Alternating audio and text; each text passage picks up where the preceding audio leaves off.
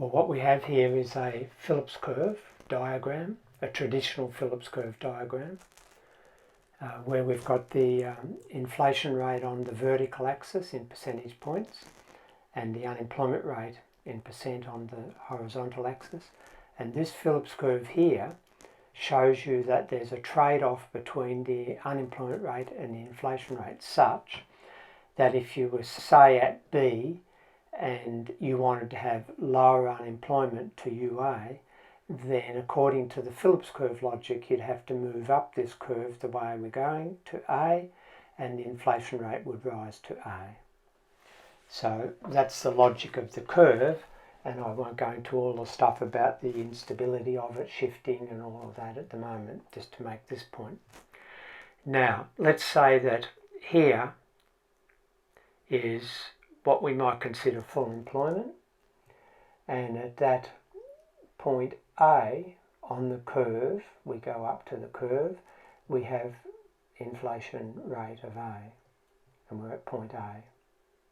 So it might be that politically that's considered to be unacceptable, and the ideology of the day might consider that to be excessive inflation.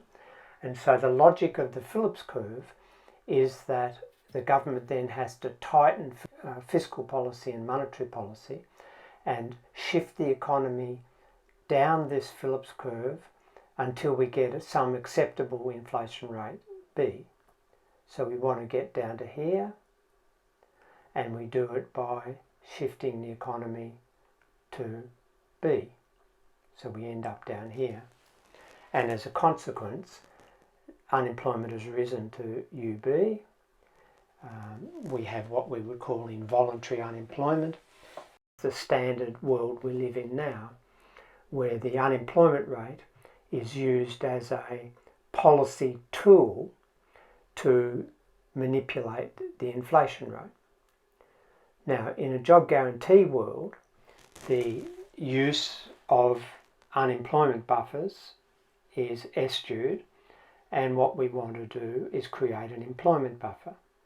But we also recognise that at times we may need to constrain fiscal and monetary policy, mainly fiscal policy, and tighten it to discipline an inflationary process. Now, there's lots of other policies that can be used to discipline an inflationary process, like administrative pricing, regulative changes, and what have you, but we're just talking here purely about the use of aggregate policies, so you understand the logic.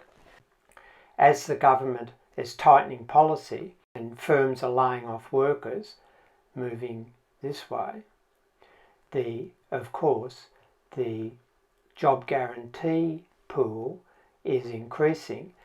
We actually end up generating that much job guarantee employment. Now, if you then think about that, because we're effectively transferring workers from the inflating sector to the fixed price job guarantee sector, what you're effectively doing is, rather than moving down to there, we're actually shifting the economy down to here. And we're getting an inflation rate that we desire, but without the unemployment. The mix of employment has changed. The percentage of workers in the buffer employment pool has increased as a percentage of total employment, but unemployment remains at the full employment level. And so in effect what we've done, and we could do that at any point along this conceptually, and so what effectively we do is we flatten the Phillips curve.